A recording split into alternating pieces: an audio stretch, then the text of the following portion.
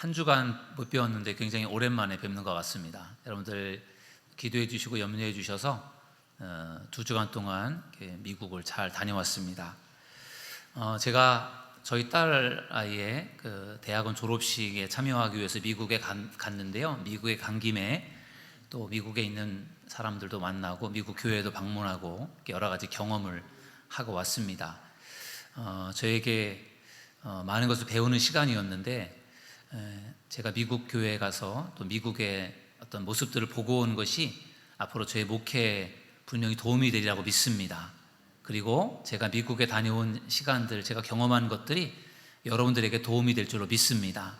그래서 오늘 제가 미국을 다녀왔으니까 제가 미국에 가서 제가 보고 느낀 것들에 대해서 잠깐 여러분들에게 소개를 하고 그리고 말씀을 전하도록 하겠습니다. 이번에 미국에 가서 3개 도시를 다녀왔습니다. 제일 처음엔 보스턴이라고 하는 도시를 다녀왔고, 그 다음에는 워싱턴 DC. 워싱턴이 저쪽 서부 쪽에도 있고 동부에도 있다 보니까 워싱턴 수도지 않습니까? 그래서 DC라고 해서 워싱턴을 그렇게 또 부릅니다. DC. 그리고 뉴욕을 다녀왔습니다. 보스턴에서 워싱턴 DC까지는 비행기로 1시간 반 거리가 되고요. 또 그 워싱턴 DC에서 뉴욕까지도 비행기로 1시간 반 정도 거리가 됩니다. 근데 보스턴에서 워싱턴을 갈 때는 비행기를 탔고, 그 다음에 워싱턴 DC에서 뉴욕을 갈 때는 차를 렌트해서 다녀왔어요. 한 5시간 정도가 걸리더라고요. 그래서 먼저 보스턴에 제가 먼저 도착을 했는데, 비행기를 경유하는, 홍콩을 경유하는 비행기로 티켓을 했더니 19시간이 걸리더라고요. 홍콩까지 3시간 반, 홍콩에서 15시간 반, 이렇게 해서 미국에 19시간 만에 도착이 됐습니다. 오랫동안 비행기를 타는 것이 힘든 일이겠지만 저희 부부는 그래도 비행기를 잘 타는 편인 것 같아요. 비행기를 타면 잠을 자고, 그래서 어려움 없이 오랜 비행 시간이 걸렸지만 미국에 잘 도착을 했습니다. 보스턴이라고 하는 것은 미국 동쪽 끝에 있는 도시예요. 동쪽에서도 꼭대기 쪽에 있는 도시인데, 이 보스턴은 교육의 도시입니다. 그래서 보스턴 유니버시티, 보스턴 칼리지, 그리고 하버드 대학교, MIT 공대, 버클리 음대, 이러한 아주 미국의 유명한 대학들이 그 보스턴에 밀집되어 있습니다.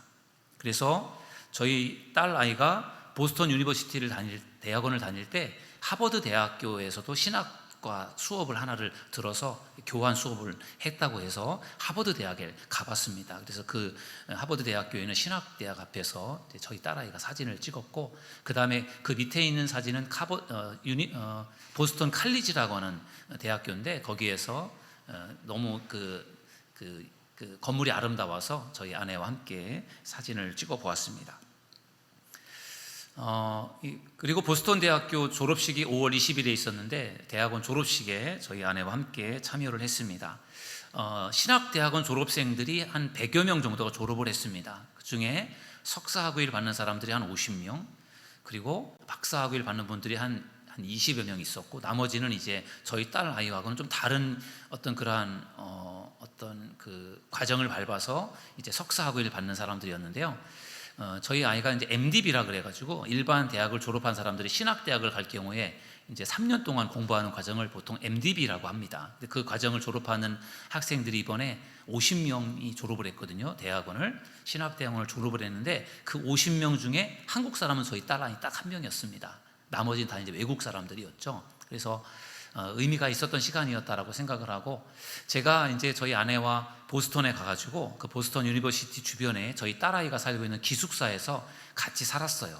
이렇게 기숙사에서 살면서 저희 딸아이가 어떻게 거기서 공부를 했는지를 더 많이 느껴보았습니다. 그 유학생활이라는 것이 만만치가 않은 것 같아요. 저희 딸아이가 3년 공부하는 동안에 코로나 때문에 1년은 한국에서 공부를 했고 2년 동안 미국에서 공부를 했는데, 기숙사 생활하면서 공부를 하고 하는 것이, 그것이 만만한 일이 아니라는 것이 확 느껴지더라고요. 일단은 저희들 같은 경우 대화가 잘 안 되니까 답답하고요. 어딜 가든지 꿀먹은 벙어리처럼 답답한데, 저희 딸아이가 있으니까 그래도 이렇게 저희들이 다니는데 불편함이 없는데, 아무튼 이 언어 문제 때문에 큰 어려움이 발생이 되더라고요. 먹고 사는 문제도 그렇고, 워낙에 다양한 나라에서 기숙사 생활을 하다 보니까 기숙사에서 자기가 식사를 해 먹어야 되는 그런 구조예요. 그래서 공동 취사장이 있어서 자기가 밥을 해 먹어야 되는 것이고, 자기가 다 모든 것들을 이제 기숙사에서 빨래도 해야 되고 이렇게 살아가야 되는 거니까 공부도 해야 되고 먹을 것도 준비해서 먹어야 되고 이렇게 여러 가지를 같이 하려는 것이 굉장히 어렵겠다 생각이 들더라고요. 그래서 아무튼 기숙사 생활하면서 저희 아이의 그 유학 생활을 조금은 느껴보았고, 그리고 비가 내리는 과정 속에 5월 20일 토요일 날 졸업식을 실내에서 한 2시간 동안 진행을 했습니다. 졸업식을 마치고 그 다음에 저와 저희 그 아내는 저희 딸아이가 출석하고 있는 카터 메모리얼 처치라고 하는 교회를 방문했어요. 저희 아이가 이 교회에서 2년 동안 이제 교회를 출석하고 있는데, 이 교회는 미국 백인 교회고 보스턴에 있는 교회고요. 부부 목사님이신데 여자 목사님은 한국인 2세시고 남자 목사님은 미국 백인 2세요. 두 분이 결혼하셔서 목회하시는데, 두 분이 같은 교회에서 목회하시는 것이 아니라 지금 저희가 갔던 교회가 여자 목사님이 목회하는 교회고 남자 목사님이 다른 교회에서 목회하시는 이제 그러한 미국 교회에 좀 특별한 상황인 것 같아요. 그래서 교회를 가서 저희가 교회를 둘러보고 왔습니다. 목사님께서 식사를 대접해 주셔서 식사를 대접받고 같이 교회를 방문하고 대화를 나누고 왔는데, 이 교회는 카터 메모리얼 처치, 아무래도 뭐 카터라고 하는 사람을 기념하기 위한 교회인 것 같은데요, 150년 정도가 된 오래된 교회예요. 그리고 그래도 교회, 미국 감리교회 중에서는 그래도 꽤 큰 교회에 속하고, 그리고 그 교회를 저희가 식사를 하고 목요일 날 저녁 때 방문을 했는데, 아래에 있는 사진이 그 교회의 저녁 시간인데 교회 그 성가대원들이 교회에 모여서 성가 연습을 하고 있더라고요. 아마 파트별로 이렇게 교회에 흩어져서 연습을 하고 있는데, 그런 부분들이 많이 도전이 되었어요. 미국 교회는 침체가 되고 있고 미국 교회는 일꾼이 없고 그렇게들 말하는데 그렇지 않았어요. 금요일날 평일날 저녁에도 교회에 모여서 주일에 있을 예배를 준비하는 그러한 사람들이 있었고, 그것이 도전이 되었고, 또 이제 목사님이 저희들을 안내해 주셔서 사무실에, 교회가 꽤 큰데요, 사무실에 갔는데 사무실에 100발의 노인이 사무실에서 일을 하고 계셨어요. 제가 볼 때는 한 70대 노인 할머니 같아요. 근데 그분이 늘 교회에 출근하셔서 자원봉사 하시면서 교회에서 일을 하시고 계시다면서 저희들을 굉장히 반갑게, 예원이 부모님이라고 굉장히 반갑게 맞아주셨는데, 그런 모습들도 참 특이한 모습이고 도전이 되었어요. 나이 드신 분들이 교회에서 봉사하고 있고 일하고 있는 부분들, 그런 부분들이 마음에 많이 와닿고 도전이 되었습니다. 그리고 이제 토요일 날 졸업식을 마치고 그 다음에는 이제 워싱턴 DC로 저희가 비행기를 타고 이동을 했는데, 워싱턴 DC는 꽤 큰 미국의 행정 도시인데요, 메릴랜드라든지 버지니아, 컬럼비아라는 그런 도시들도 주변에 있는데 아마 다 묶어서 그냥 워싱턴 DC 이렇게 말하는 것 같아요. 워싱턴 DC에서 가까운 곳에 있는 컬럼비아라고 하는 도시에 공장원님 둘째 아들 우리 공명현 형제가 거기서 살고 있었고, 그래서 저희들 많이 도와주셨고, 그리고 그래서 사업장에 가서 잠깐 제가 기도를 하는 그런 시간을 가졌어요. 그리고 공명현 형제가 저희들을 이제 라이드를 해주어서 미국 백악관에 가서, 백악관에서 저 뒤에 철창 뒤로 보이는 곳이 백악관이에요. 미국 대통령 집무실인데 그 앞에서 사진을 찍으면서 미국 그 워싱턴 DC에서 잠깐 시간을 보냈습니다. 그리고 나서 이제 구 셰퍼드 교회에서 주일날 예배를 드리는데, 저희가 보스턴에서 비행기를 타고 이제 1시간 반 동안 워싱턴 DC까지 갔는데, 그 목사님께서 저희 가족 3명의 비행기 티켓을 왕복으로 끊어주셔서 저희가 워싱턴 DC에 비행기를 타고 갔고, 그리고 이제 잠을 자고 그 다음 주일에 굿 셰퍼드 교회, 선한 목자 교회에서 예배를 드렸습니다. 저에게 설교할 수 있는 기회를 주셔서 설교를 했는데, 마찬가지로 이 굿 셰퍼드 교회도 미국인 교회입니다. 우리 선배 목사님이 목회를 하시는데 미국인들을 대상으로 목회를 하고 계셨어요. 교회 성도들은 그렇게 많이 모이지 않는, 우리 교회 정도 모이는 교회였는데요, 그런데 미국은 우리나라와 달라서 그 정도 모이는 교회는 그래도 규모가 있는 교회로 그렇게 포함이 되더라고요.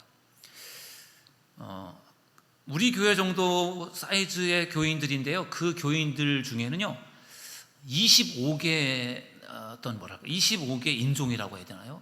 25개의 다른 민족들이 그 교회에서 신앙생활을 하고 있었어요.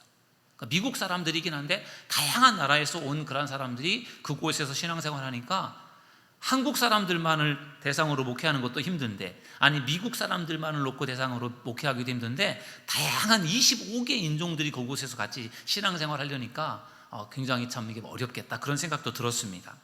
그래서 제가 뭐 영어로 설교할 수는 없고 제가 준비한 설교를 했고, 설교하면서 이제 담임 목사님께서 제 설교를 통역으로 영어로 해주셔서 그렇게 예배를 드렸습니다. 미국인들 앞에서 설교를 하다가 우리 교인들 앞에서 설교를 하려니까 훨씬 편하고 좋습니다.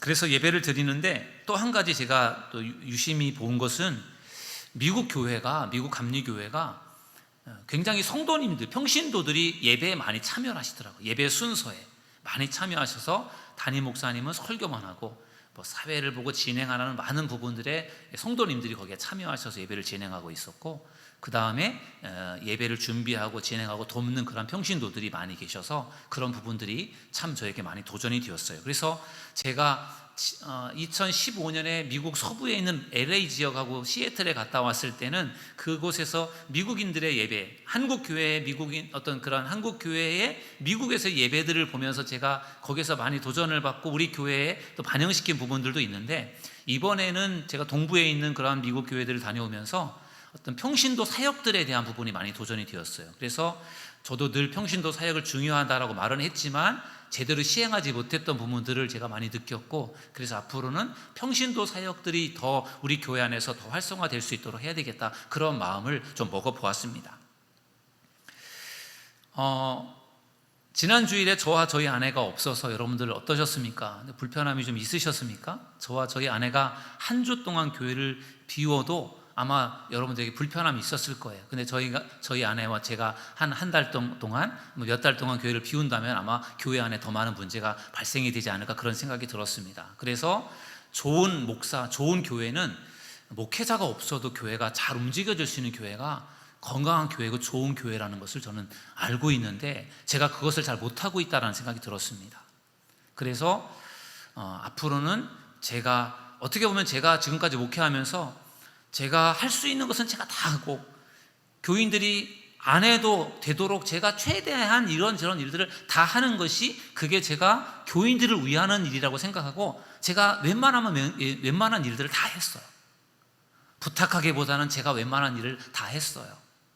그렇게 하는 것이 제가 교인들을 위하는 거고 교회를 위하는 거라고 생각을 했어요. 그런데 돌아보니까 그것이 아니었어요. 교인들이 할 수 있는 일들은 교인들이 하도록 하는 거, 제가 안 해도 되는 거는 교인들이 하도록 하는 거, 그게 저한테도 유익하고 교인들에게도 유익한 것을 알면서도 제가 성격적으로든지 여러 가지 면에서 잘 못했던 것이에요. 맡겨놓고 불안해서 제가 또 하고, 기다리지 못해서 제가 또 하고, 잘 못한다고 생각해서 제가 또 하고, 이렇게 하다 보니까 늘상 제가 이런저런 일들을 많이 했던 것 같아요. 그러다 보니까 제가 정말로 해야 되는 일들에 대해서는 집중하지 못하고 이런저런 잡다한 일을 하면서 많은 시간을 보낸 것 같아서 앞으로는 좀 그것을 고쳐야 되겠다 그런 생각이 들었습니다. 여러분들도 제가 하지 않아도 되는 일들에 대해서는 여러분들이 해주시면 좋겠습니다. 제가 여러분들에게 이것 좀 해주시고 저것 좀 해주시고 이렇게 부탁을 드리고 맡겨드리면 여러분들이 그 일들을 잘 감당해 주시기를 주님의 이름으로 부탁드리겠습니다. 그래야 교회가 건강한 교회가 될 수 있어요.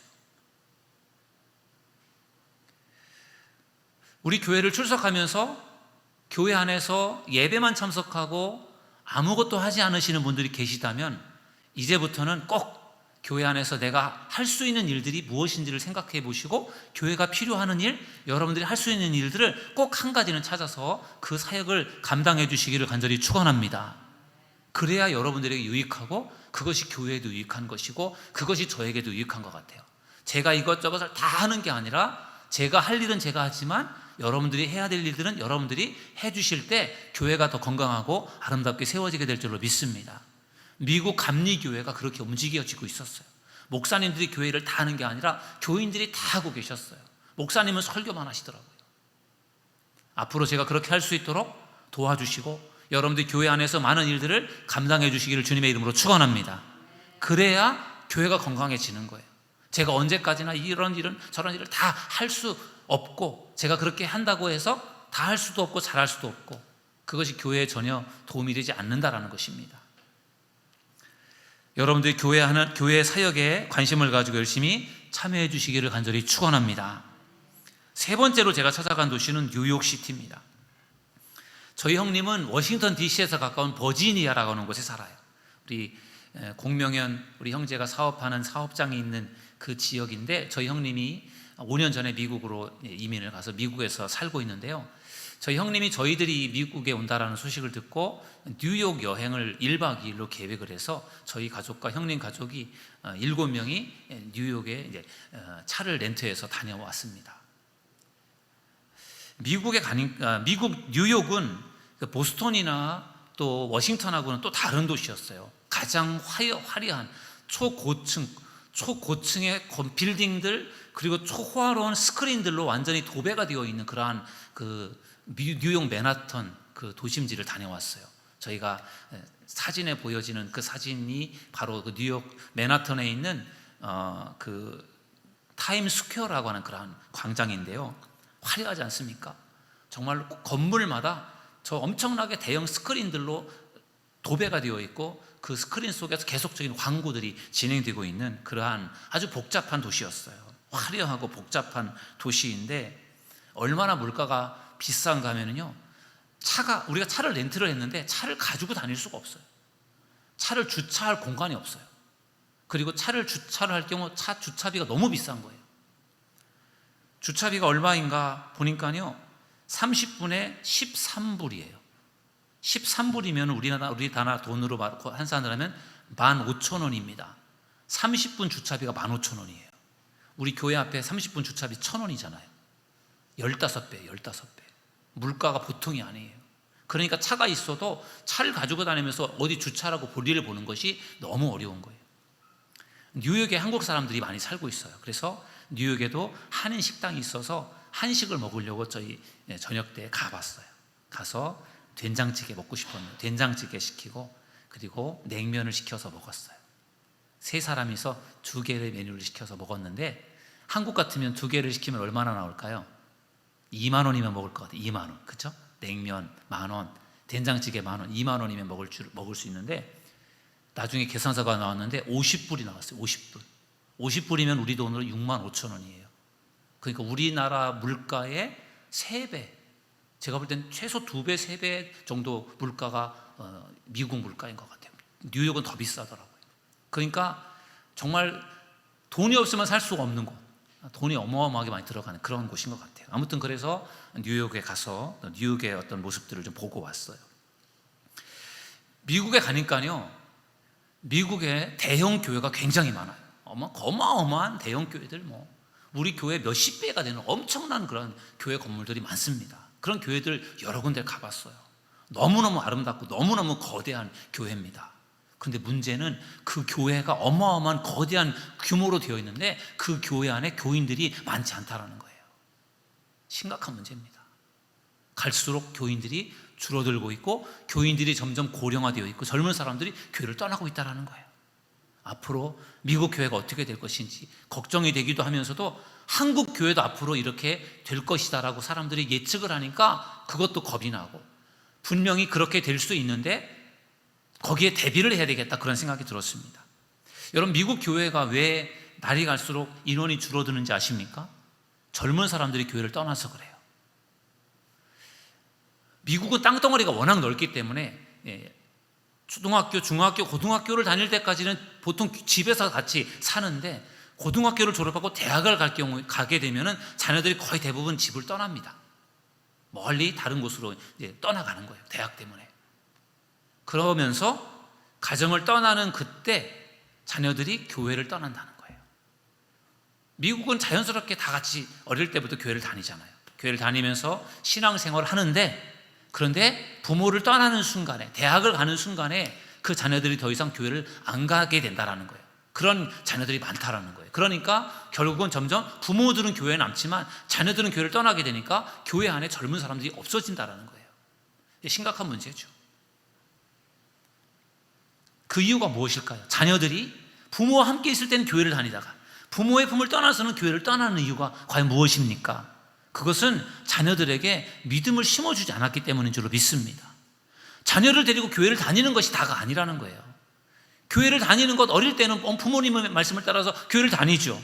근데 커서 자기 생각을 갖게 되면 그때는 더 이상 부모님의 말을 안 듣는 거예요.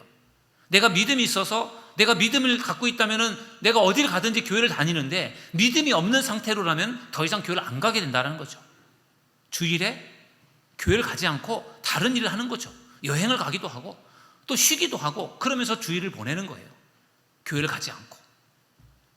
한국 교회도 머지않아 그런 날이 오지 않겠습니까? 우리가 자녀들을 교회에서, 가정에서 믿음으로 올바르게 양육하지 않는 이상 우리나라 교회도, 한국 교회도 그러한 미국의 뒤를 따라가게 될 것입니다. 그러므로 사랑하는 여러분, 여러분의 자녀들을 믿음으로 잘 양육하는 믿음의 성도들 되시기를 주님의 이름으로 간절히 축원합니다. 교회만 데리고 다닌다고 되는 것이 아니라는 거예요. 여러분들이 자녀들을 교회, 집에서도 신앙으로 잘 가르치고 양육해야만 된다는 것입니다. 그렇지 않으면 그들이 믿음이 자라지 않을 것이고, 그렇게 되면 그들이 교회를 떠날 수 있다는 거예요. 남의 일이 아니고 우리의 일이 될 수 있다는 것입니다.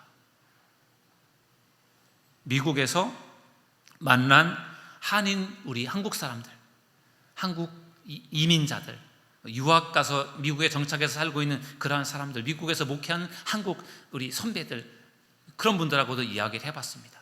그들의 자녀들에게도 그런 일들이 일어나고 있었어요. 정말 정신을 똑바로 차리고 자녀들을 신앙으로 잘 가르치고 양육한 자녀들은 교회에 남아 있었지만, 그렇게 신앙으로 잘 양육하지 않은 자녀들은 결국은 교회를 떠나더라고요.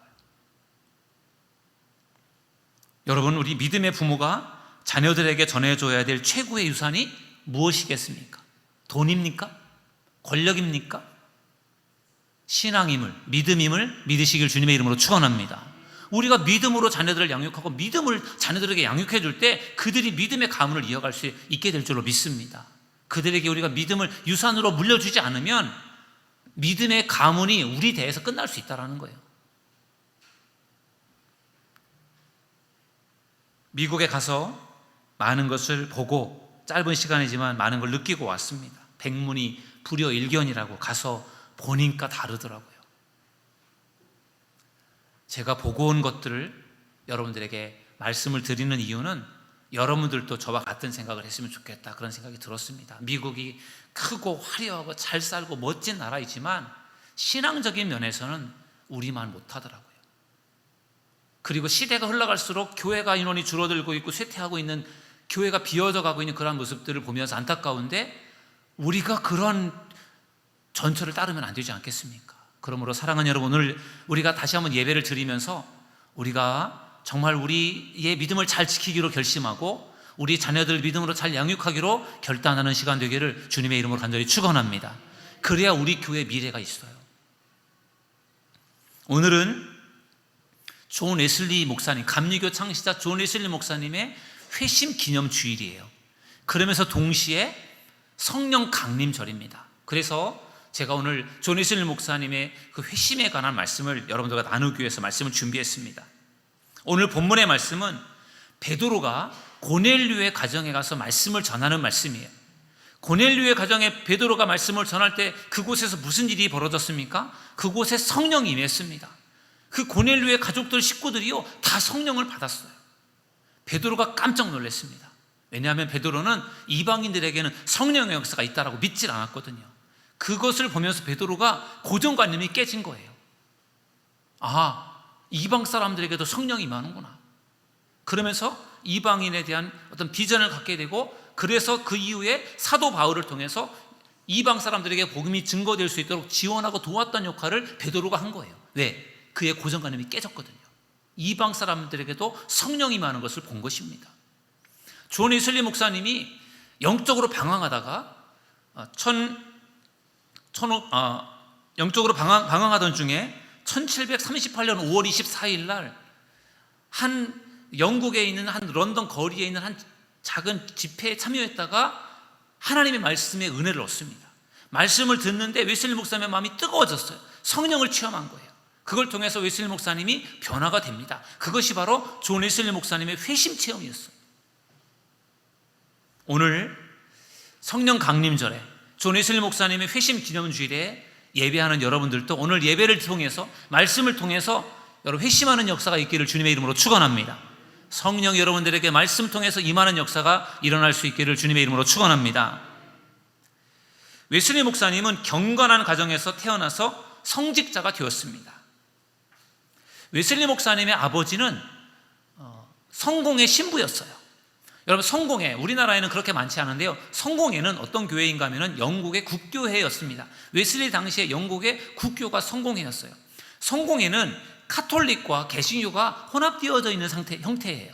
그래서 성공회는 성공회 성전도 캐톨릭처럼 되어 있고요, 그리고 예배도 미사로 드려서 예배의 모든 형식은 캐톨릭과 같습니다. 그리고 신부님이라고 칭해요. 그런데 또 개신교적인 요소를 갖고 있어요. 영국 성공회 신부들은 결혼을 합니다.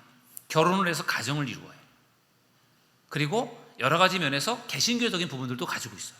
예배의 형식과 모습들은 캐톨릭적이지만 그러나 좀 개혁적인 개신교의 모습들을 가지고 있어요. 그게 영국의 성공회입니다. 웨슬리 목사님의 아버지는 영국 성공회의 신부였어요. 그리고 어머님은 개혁교회 목회자의 딸이었습니다.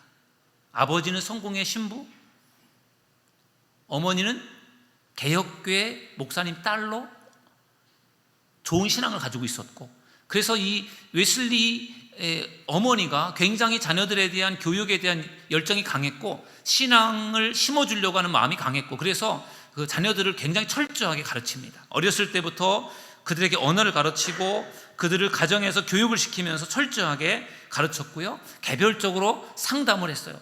자녀를 많이 낳았거든요. 거의 20명을 낳았어요.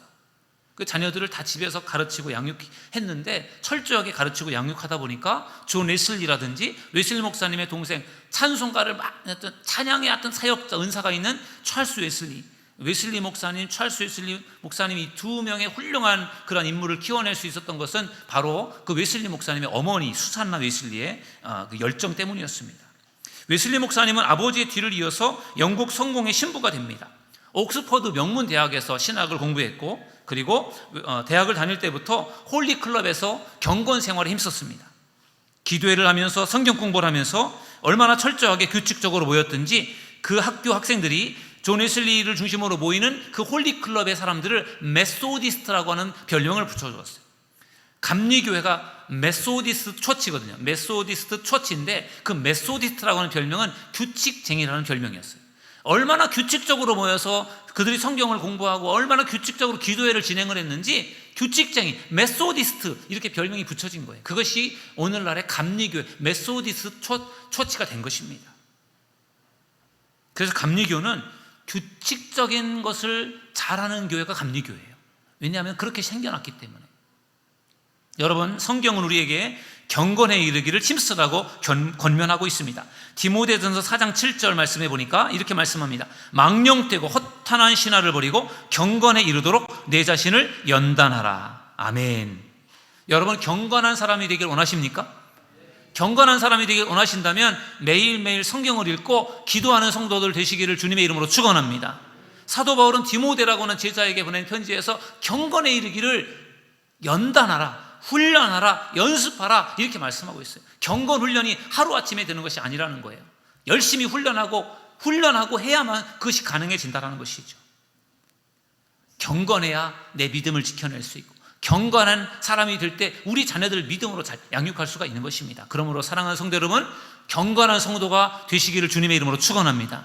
경건 생활에 힘쓰는 믿음의 사람들이 되기를 간절히 축원합니다.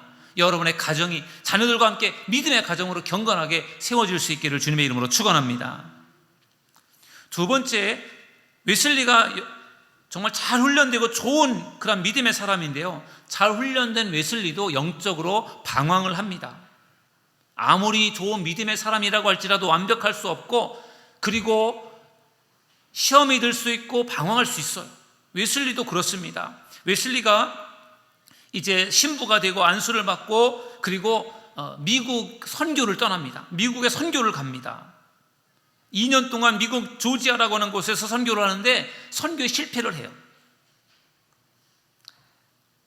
선교를 가는 도중에 풍랑을 만나서 거의 죽을 지경에 이르게 됐습니다. 여러분, 그때는 뭐 그 영국에서 미국까지 가려면 배를 타고 한참을 가야 되니까, 몇 달을 가야 되니까요. 배를 타고 가는 도중에 굉장히 많은 위기가 있었는데 최고로 가장 위험한 순간을 겪게 됩니다. 아, 이제는 더 이상 살 수 없겠다. 배가 이제는 침몰하겠구나. 그런 생각이 들면서 너무너무 죽음에 대한 두려움, 무서움을 느끼게 된 거예요. 여러분, 망망대해에 배가 가는데 풍랑을 만나서 배가 침몰하게 된다면 얼마나 무섭고 두렵겠습니까? 웨슬리도 그런 두려움을 느낀 거예요. 근데 웨슬리가 느낀 두려움은 내가 여기서 죽으면 어쩌나, 내가 죽을 것에 대한 두려움보다 더 큰 두려움이 있었어요. 그게 뭔지 아십니까? 내가 지금 죽으면 내가 과연 구원받을 수 있나? 이것에 대한 두려움이 컸던 거예요. 안수를 받고 그리고 선교를 떠나는 웨슬리가 지금 내가 구원을 받을 수 있을까 없을까에 대한 그 확신이 없어서 두려움을 느끼고 있어요. 이제는 죽을 수도 있는데 내가 지금 죽으면 내가 구원받을 수 있을까? 자신이 없는 거예요. 그러니까 웨슬리가 그게 두려웠던 거예요. 그래서 죽음이 너무 무섭고 두려웠어요. 그런데 같은 배를 타고 있는 모라비안 교도라고 하는 한 20-30명 되는 사람들이 있었는데 그들은 전혀 요동하지 않았어요. 기도하고 찬송을 부르고 태연하게 그 두려움 속에서 전혀 두려워하지 않고 요동하지 않았어요. 그래서 웨슬리가 그들이 도대체 누구인가 궁금해서 보니까 모라비안이라고 하는 사람들이었어요. 루터파 경건주의자들이었어요. 그들의 모습을 보면서 웨슬리는 너무 부끄러움을 느꼈습니다. 나는 지금 성직자고, 나는 지금 선교를 떠나는 사람이고, 다른 사람들의 영혼을 구원하려고 가는 사람이 내 자신의 영혼도 구원의 확신이 없어서 내 자신이 지금 죽음을 두려워하고 있으니 내가 과연 내 영혼에 대한 확신도 없으면서 다른 사람의 영혼을 내가 어떻게 구원하겠느냐? 선교를 떠나는 순간부터 그것이 웨슬리에게 딱 걸린 거예요. 여러분이 만약에 웨슬리였다면, 여러분들이 망망대해에 배를 타고 가다가 풍랑을 만나서 배가 침몰할 위기에 놓여 있다고 할 때 여러분들은 마음이 어떨까요? 아, 내가 죽을 수도 있겠구나. 내가 지금 죽는다고 하면 내가 과연 구원받을 수 있을까? 내가 지금 죽으면 천국에 갈 수 있을까? 내가 천국에 갈 수 있다고 하면은 덜 두려울 수 있는데 내가 천국에 갈 수 없을 것 같으면, 내가 믿음이 없어서 구원받지 못할 것 같으면 얼마나 무섭고 얼마나 두렵겠어요. 죽는 것보다 더 중요한 무서운 것은 내가 천국에 못 간다는 것 아닐까요?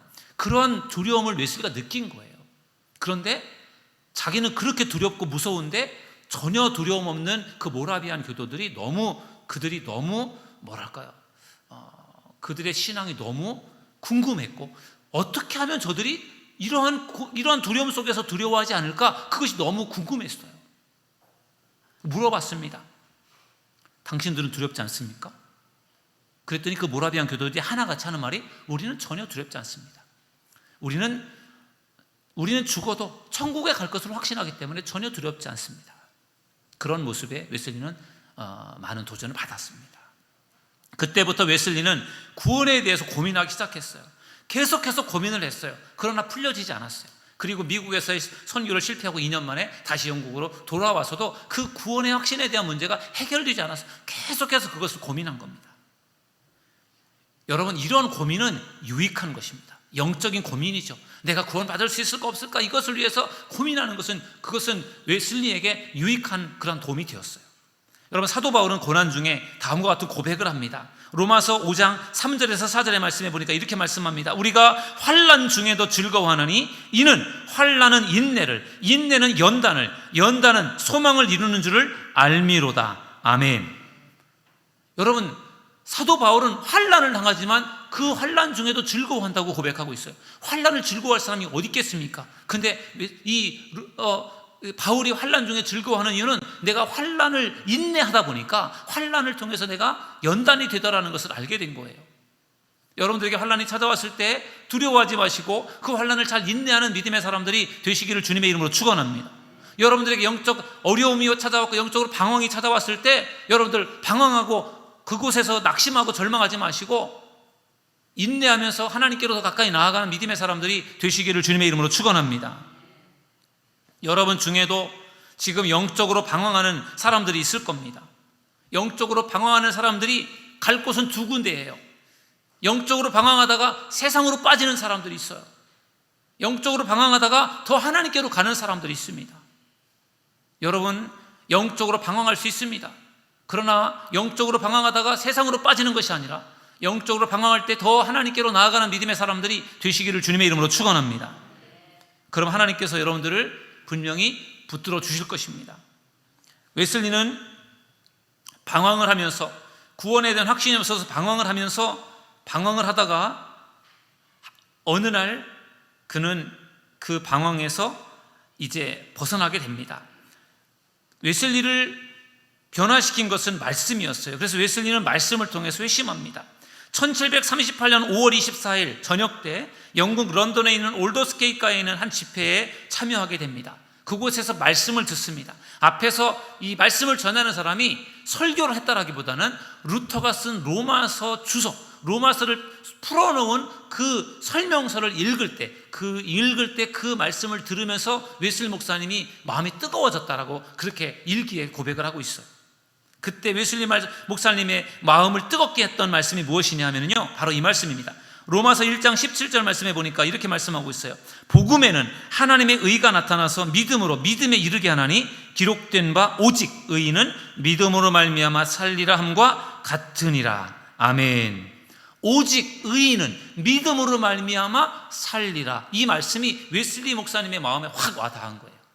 나는 나의 행위로, 나의 어떤 그 행위로, 그리고 나의 노력으로 내가 구원을 얻고 싶은데 아무리 행위를 하고 노력을 해도 구원의 확신이 없는 거예요. 내가 구원을 받을 수 있는 자신이 없는 거예요. 그래서 그것 때문에 웨슬리가 늘 고민을 하고 어려워했는데 이 말씀을 듣는 순간에 오직 의인은 무엇으로 말미암아 산다고요? 믿음으로 말미암아 산다.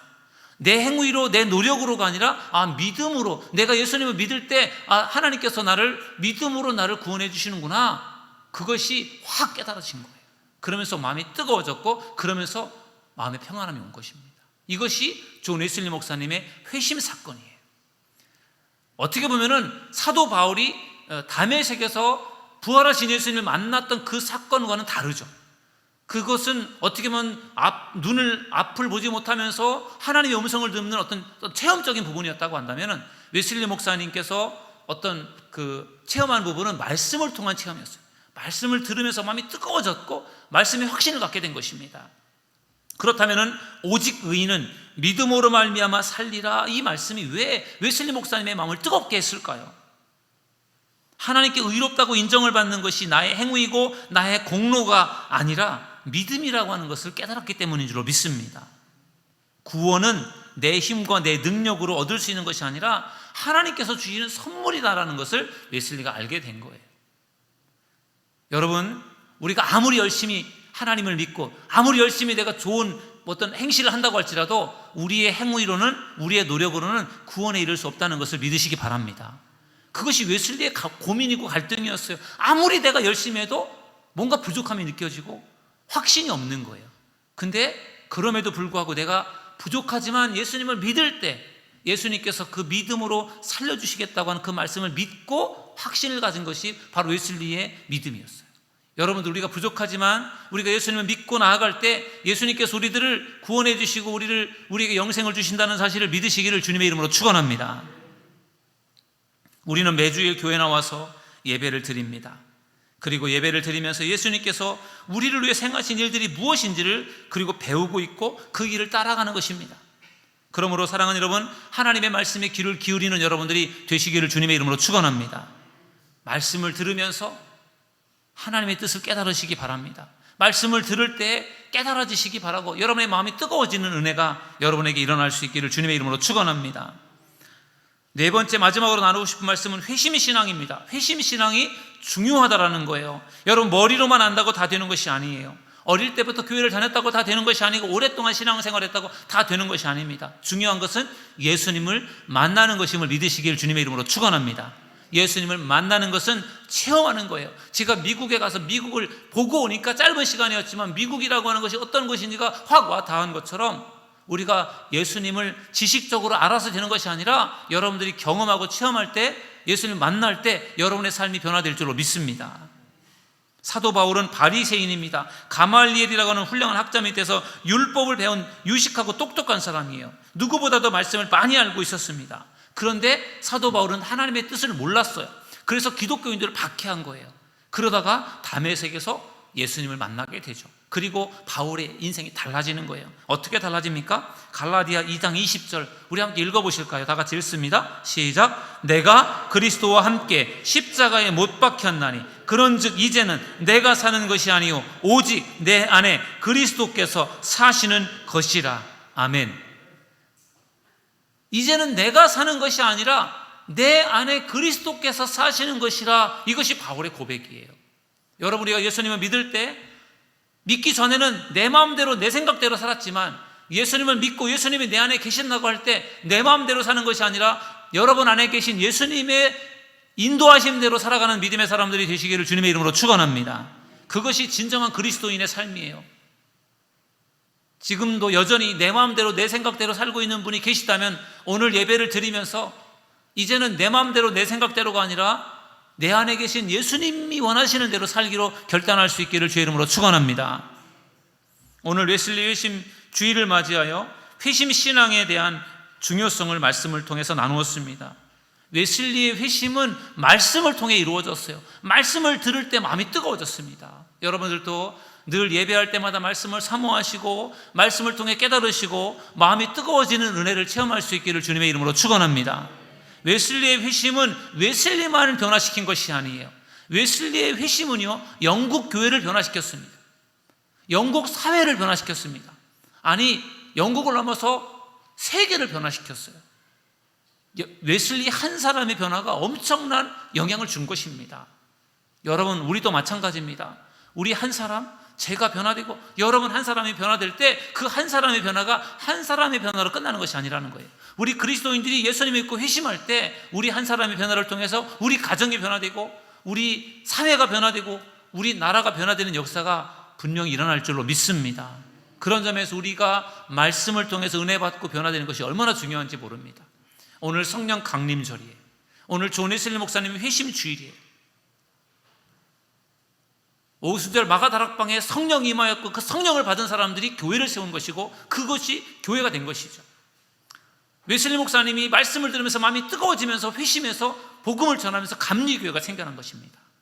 바라기는 여러분들도 말씀을 들으면서 성령을 받으시고 말씀을 들으면서 마음이 뜨거워지시고 말씀을 깨달으셔서 변화되시고 회심하셔서 여러분의 가정을 변화시키고 우리 교회를 변화시키고 우리나라를 변화시키는 일에 쓰임받는 믿음의 성도들 다 되시기를 주님의 이름으로 축원합니다.